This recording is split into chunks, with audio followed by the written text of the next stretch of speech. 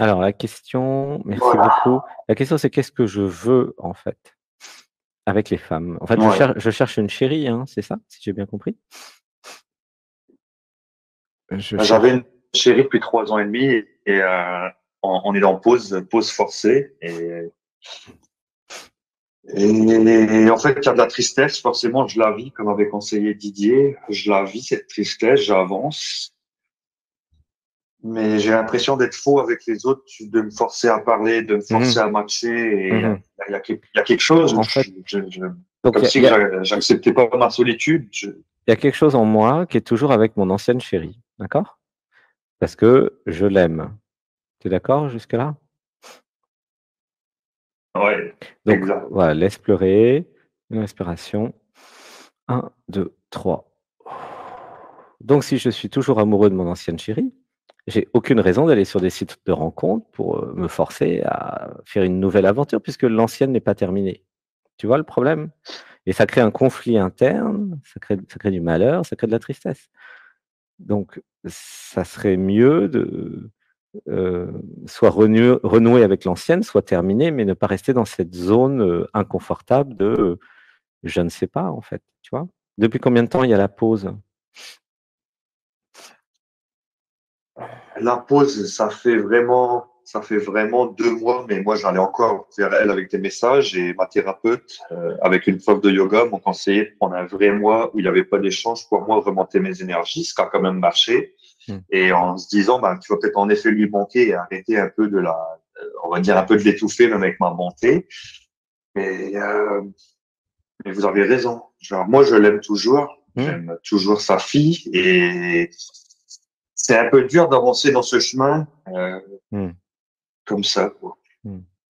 Et pourquoi vous avez fait une pause? Parce qu'elle voulait parler d'arrêter, mais elle réussissait jamais à mettre vraiment un arrêt définitif quand je lui demandais d'être clair Mmh. et je sens qu'il y a de l'amour des deux côtés, donc c'est la situation plutôt extérieure qui est compliquée.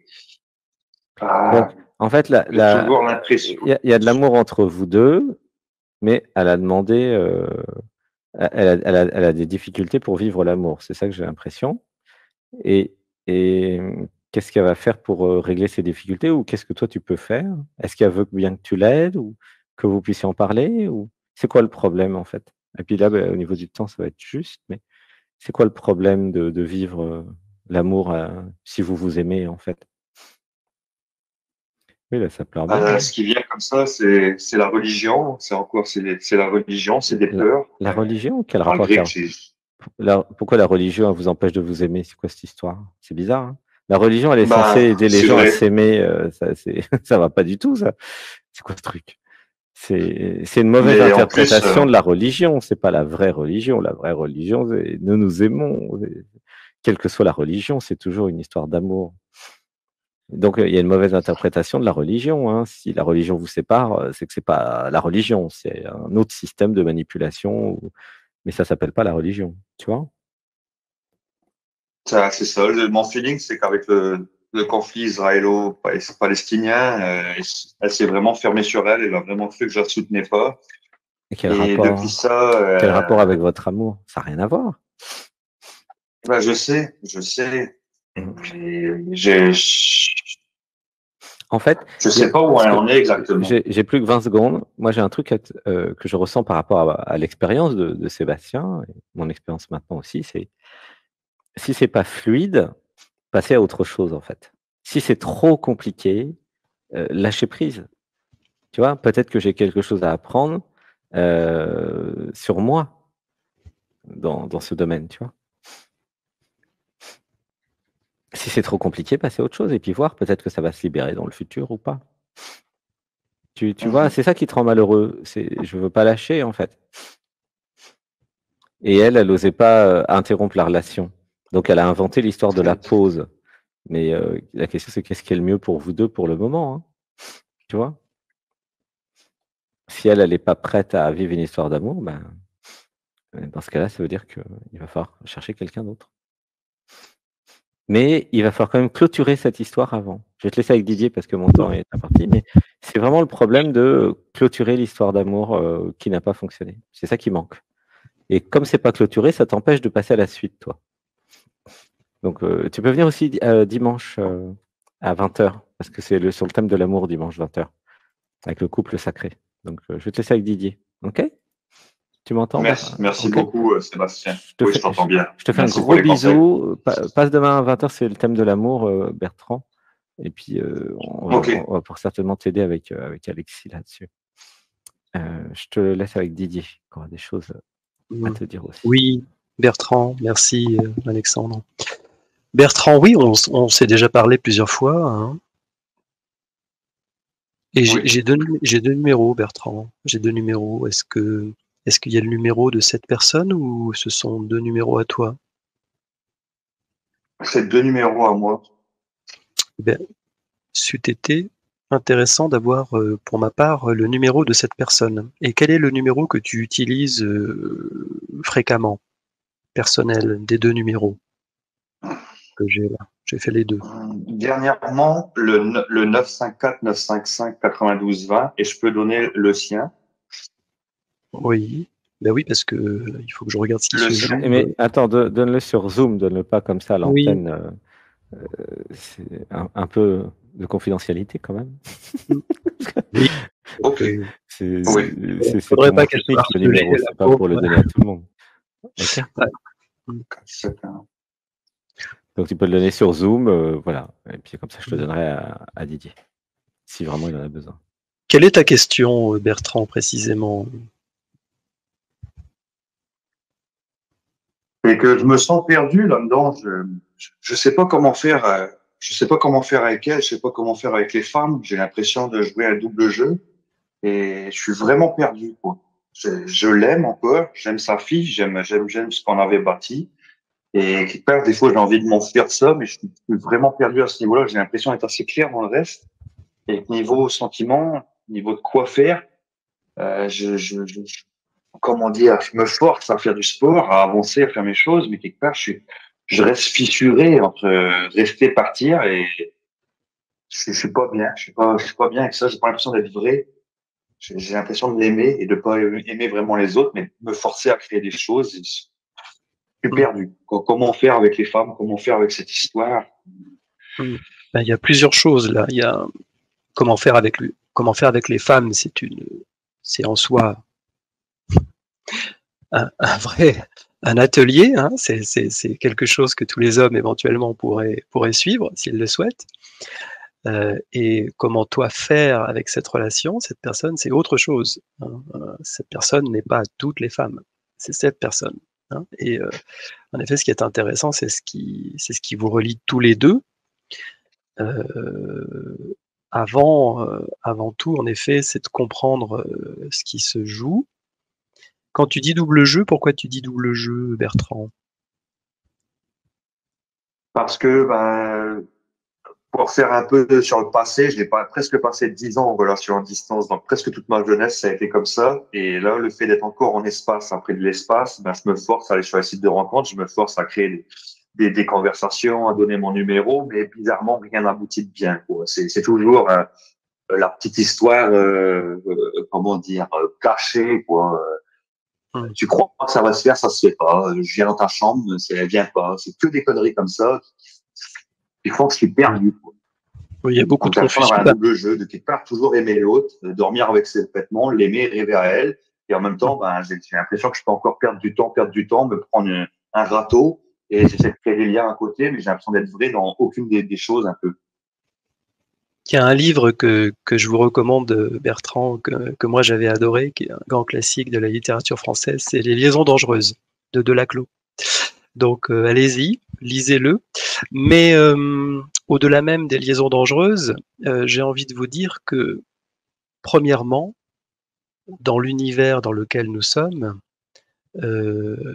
si nous sommes confus, l'univers nous renvoie de la confusion. Sachez-le.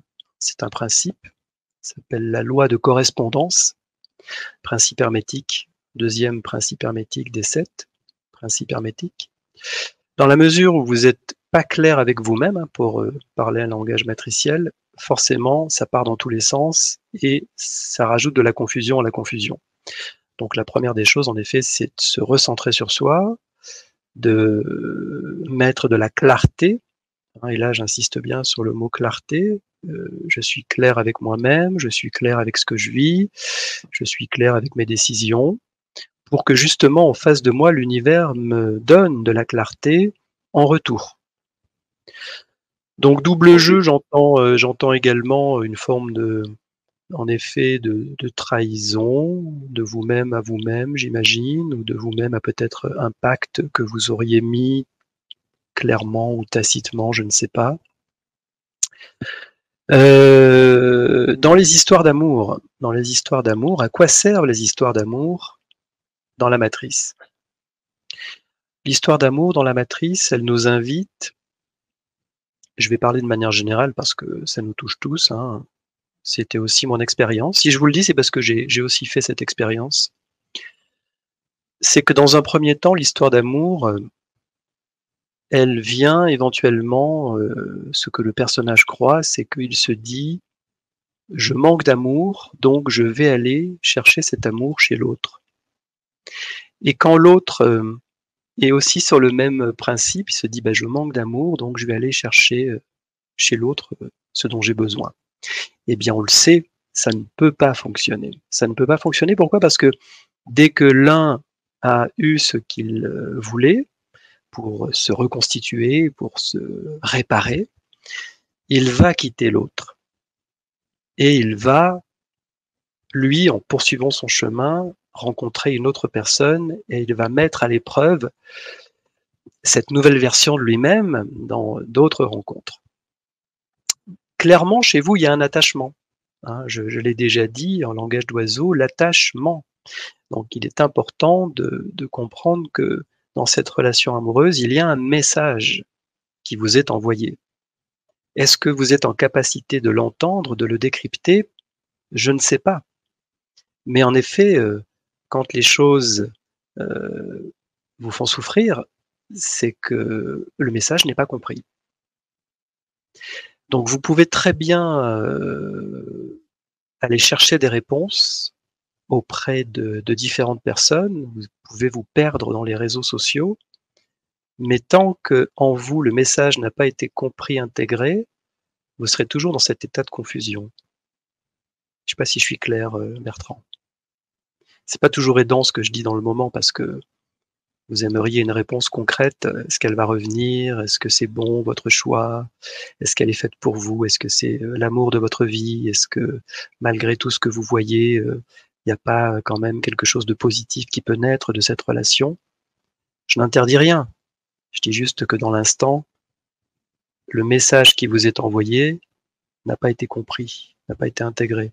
Et c'est là que on est dans une phase de souffrance, de confusion.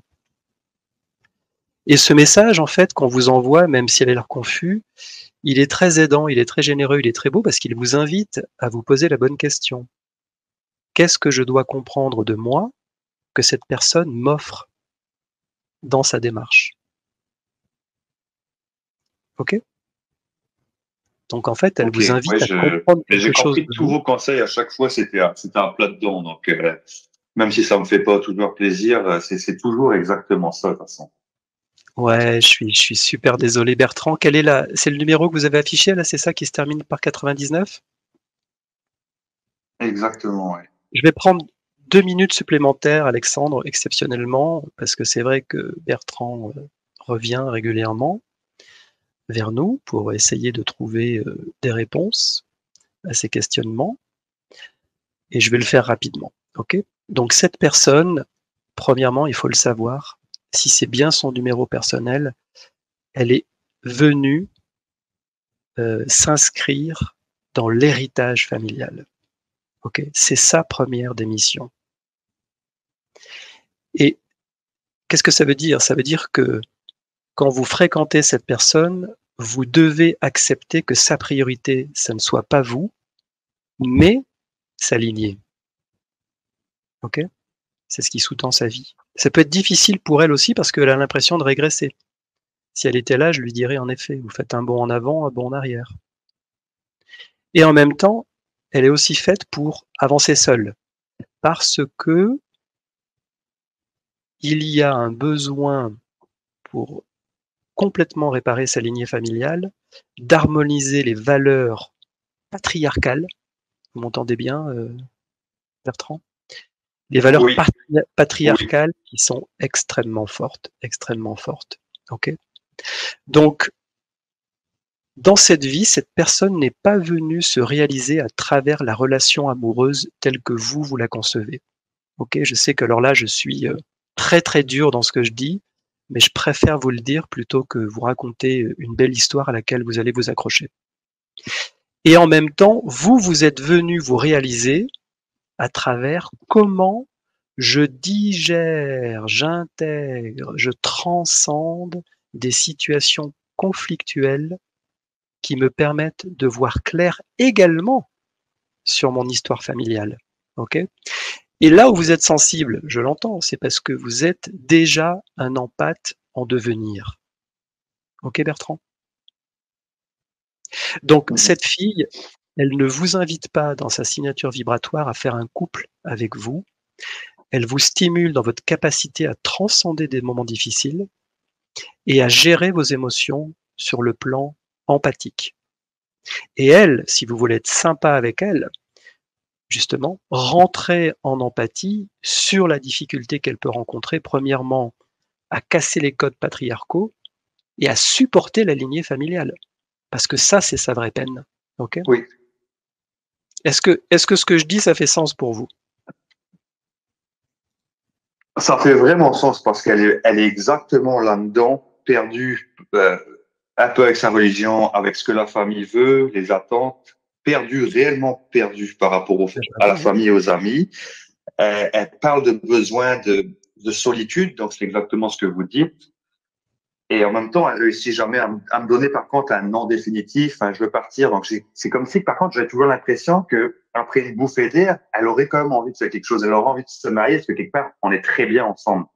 C'est bizarre quand même. Mais est-ce que du coup ça veut dire que ce sera impossible qu'on soit ensemble ou c'est juste indéterminé encore quand même, genre où les chances sont faibles? Ça va dépendre de comment elle voit l'image du père. Comment elle transforme l'image du père, l'image patriarcale. Souvenez-vous, c'est avec ça qu'elle doit dealer dans un premier temps. Si inconsciemment elle vous associe au père, c'est mort.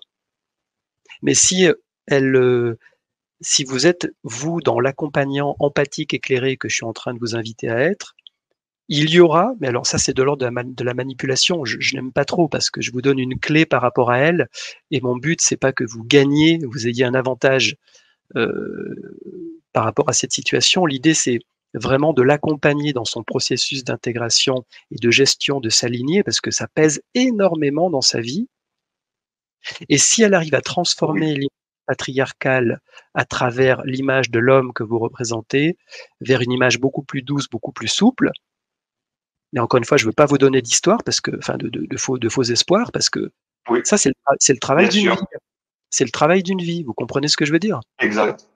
Et tant que vous êtes en réaction bien par sûr, rapport à votre incapacité, et ça c'est important ce que je vais vous dire, tant que vous êtes en réaction par rapport à votre incapacité à gérer, à transcender ces conflits intérieurs que vous avez dus à l'empathe que vous êtes, vous serez toujours au même point de stagnation et vous nous rappellerez dans un an, ça sera la même chose. Ok? Et j'en termine parce que je ne veux pas aller plus loin que ça dans l'instant. Mais réécoutez bien ce passage en replay sur YouTube et je vous invite à faire ça. Ok? Ma gratitude. Merci beaucoup Bertrand. Merci beaucoup. Didier. On va poursuivre l'émission. À bientôt Bertrand. Gros bisous. Merci beaucoup Didier. Merci. Avec plaisir.